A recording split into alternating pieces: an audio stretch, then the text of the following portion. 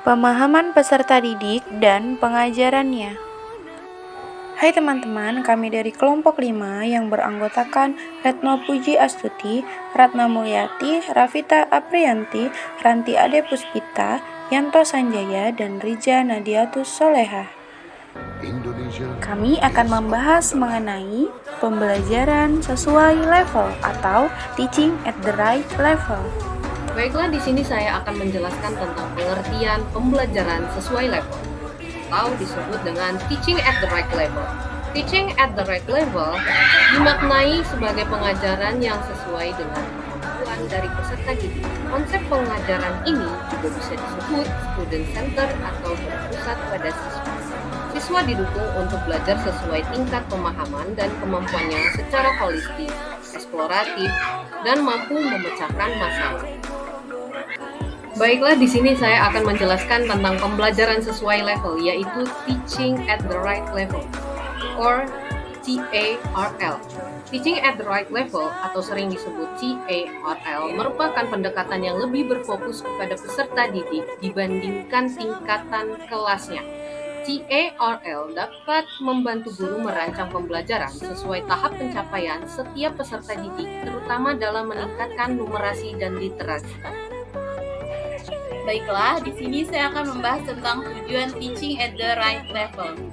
Tujuan daripada teaching at the right level yang pertama adalah memastikan setiap peserta didik agar dapat belajar sesuai dengan kemampuan yang dimiliki oleh masing-masing peserta didik. Yang kedua, mengatur peserta didik agar tidak terpaku pada tingkatan kelas yang sedang mereka ampu. Yang ketiga, memberikan pembelajaran yang tepat dan efektif dalam proses pembelajaran. Dan yang terakhir adalah mengurangi kesenjangan pemahaman materi antar peserta didik.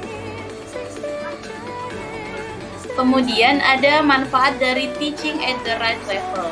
Manfaat daripada teaching at the right level adalah pendekatan teaching at the right level menitikberatkan pada pembelajaran yang disesuaikan dengan tingkat pemahaman masing-masing. Manfaatnya meliputi personalisasi pembelajaran, peningkatan pemahaman dasar, pengurangan kesenjangan pembelajaran, motivasi dan keputusan belajar, efisiensi pengajaran, serta penyelarasan dengan kemampuan siswa. Pendekatan ini dapat meningkatkan efektivitas dan relevansi pembelajaran.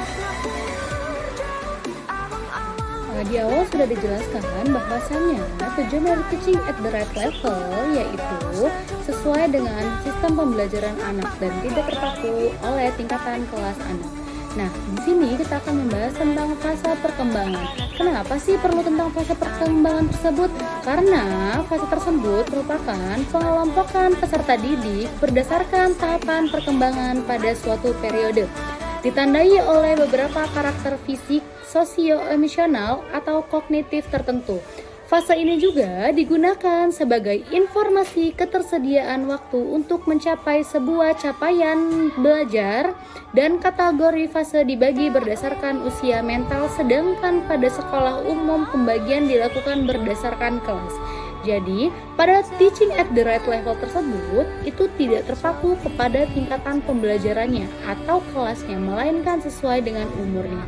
Nah, fase tersebut yaitu pada fase A itu terbagi menjadi sekolah dasar kelas 1 sampai kelas 2, fase B kelas 3 sampai dengan kelas 4, fase C 5 dan 6, fase D yaitu sudah masuk sekolah menengah pertama yaitu kelas 7 sampai dengan kelas 9, fase E kelas 10 dan fase F kelas 11 dan kelas 12. Nah, adapun di sekolah luar biasa itu ada beberapa fase, yaitu fase A sampai dengan fase F. Fase A itu usia mental kurang dari 7 tahun, fase B usia mental kurang lebih dari 8 tahun, fase C usia mental kurang lebih dari 8 tahun, fase D usia mental kurang lebih dari 9 tahun, dan fase E dan fase F itu usia mental kurang lebih dari 10 tahun. Sebelumnya kita sudah menjelaskan tentang fase perkembangan. Nah, di sini sinkronisasi fase, jenjang atau kelas, usia, dan kronologi serta usia mental yang akan dijelaskan lebih lanjut.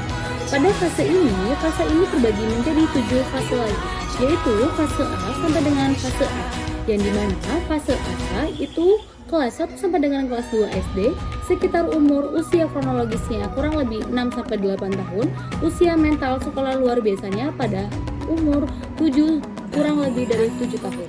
Fase B, sekolah dasar 3 sampai kelas 4 SD, usia kronologis 9 sampai dengan 10 tahun, dan usia mental SLB atau sekolah luar biasa yaitu kurang lebih dari 8 tahun. Pada fase C, itu kelas 5 sampai dengan kelas 6 SD, usia 11 sampai dengan 12 tahun, dan SLB kurang lebih dari 8 tahun. Fase D itu sudah masuk ke dalam sekolah menengah pertama, yaitu kelas 7 sampai dengan kelas 9 SMP, dan umurnya 13 sampai dengan 15 tahun, serta usia mental kurang lebih dari 9 tahun di SLB. Fase E itu sekolah menengah atas, kelas 10 dan usia 16 sampai dengan 17 tahun, SLB kurang lebih dari 10 tahun, dan fase F sekolah menengah atas yaitu kelas 11 sampai dengan kelas 12, usia 17 sampai 23 tahun, dan pada usia SLB yaitu kurang lebih dari 10 tahun. Yaitu tahapan Teaching at the Right Level. Pada tahapan ini ada 4 tahapan. Yang pertama yaitu perencanaan pelaksanaan pembelajaran. Guru menyusun rencana pelaksanaan pembelajaran yang mencakup rencana asesmen formatif yang akan dilakukan di awal pembelajaran dan selama pembelajaran berlangsung, serta asesmen sumatif di akhir pembelajaran. Dan yang kedua, ada asesmen formatif awal pembelajaran. Asesmen di awal pembelajaran bertujuan untuk menilai kesiapan masing-masing peserta didik dan untuk mempelajari materi yang telah dirancang. Berdasarkan hasil asesmen, pendidik memodifikasi rencana yang telah dibuatnya untuk menyesuaikan kebutuhan peserta didik. Tahapan yang ketiga yaitu pembelajaran. Guru melakukan pembelajaran dan memonitor kemajuan belajar peserta didik secara berkala dengan menggunakan berbagai metode asesmen formatif. Dan tahapan yang keempat yaitu asesmen sumatif di akhir pembelajaran. Guru melaksanakan asesmen di akhir pembelajaran untuk mengetahui ketercapaian tujuan pembelajaran. Asesmen ini juga digunakan sebagai asesmen awal pada pembelajaran berikutnya.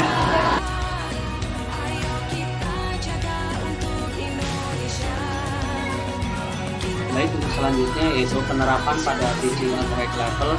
Untuk yang pertama dengan asesmen awal pembelajaran dan penyesuaian tujuan pembelajaran. Pembelajaran diawali dengan pemetaan kemampuan prasyarat agar dapat merencanakan tindak lanjut yang tepat, termasuk melakukan penyesuaian tujuan pembelajaran. Kemajuan hasil belajar selanjutnya dilakukan secara berkelanjutan melalui asesmen formatif. Di sini, peserta didik yang belum mencapai capaian pembelajaran mendapatkan pendampingan agar mencapai pembelajaran selanjutnya. Untuk penerapan yang kedua yaitu pada pembelajaran berdiferensiasi. Pendekatan Teaching at the Right Level dan teori karakteristik peserta didik berhubungan dalam konteks mata kuliah pembelajaran berdiferensiasi melalui penekanan pada pengajaran yang disesuaikan dengan kebutuhan individual. Sementara pembelajaran berdiferensiasi menekankan variasi pendekatan pembelajaran untuk menanggapi keberagaman siswa.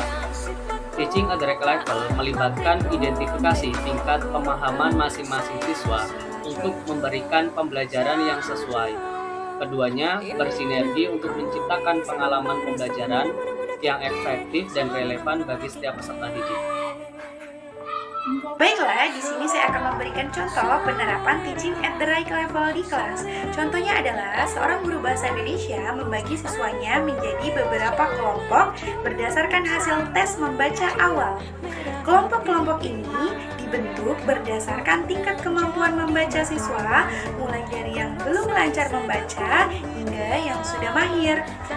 Setelah kelompok terbentuk, guru kemudian memberikan materi pembelajaran yang sesuai dengan kemampuan masing-masing kelompok.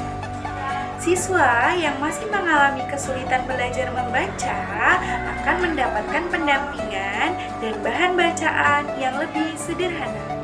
Sementara siswa yang sudah lancar membaca akan diajak membaca cerita dengan tingkat kesulitan yang lebih tinggi.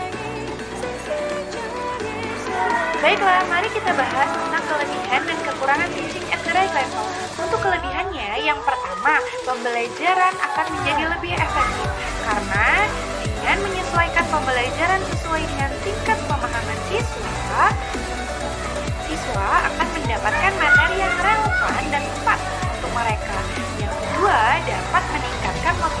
belajar siswa karena siswa merasa mampu mengatasi tantangan pembelajaran dan meraih kemajuan yang nyata. Yang ketiga, inklusif, karena setiap siswa diberikan kesempatan yang sama untuk belajar tanpa ada yang terpinggirkan karena kesulitan belajar atau karena materi yang terlalu mudah. Kemudian yang keempat, dengan adanya penerapan teaching at the right level ini dapat menghargai keunikan setiap siswa. Selain kelebihan, teaching at the right level juga mempunyai kekurangan. Apa saja kekurangannya? Yang pertama, memerlukan persiapan yang lebih matang karena guru perlu melakukan asesmen awal dan merencanakan pembelajaran yang sesuai untuk setiap kelompok siswa. Kemudian, kekurangan yang kedua adalah memerlukan tenaga pengajar yang terlatih. Yang ketiga, memerlukan sumber daya yang memadai, dan yang terakhir memerlukan dukungan dan komitmen. Kesuksesan teaching at the right level memerlukan dukungan dan komitmen dari semua pihak, termasuk guru, siswa, orang tua, dan pihak sekolah. Kesimpulannya, teaching at the right level adalah pendekatan yang menghargai keberagaman kemampuan peserta didik dan memberikan kesempatan belajar yang sesuai dengan tingkat pemahaman dan kemampuan mereka. Dengan mengoptimalkan pembelajaran untuk setiap peserta didik, pendekatan ini menciptakan lingkungan belajar yang inklusif dan efektif. Meskipun menghadapi beberapa tantangan, manfaat yang diberikan oleh teaching at the right level jauh lebih besar. Dengan dukungan dan komitmen dari semua pihak, kita sebagai calon guru profesional dapat mewujudkan pendidikan yang lebih bermakna dan memberdayakan setiap siswa untuk mencapai potensi mereka. Demikian pemaparan dari kelompok kami. Terima kasih.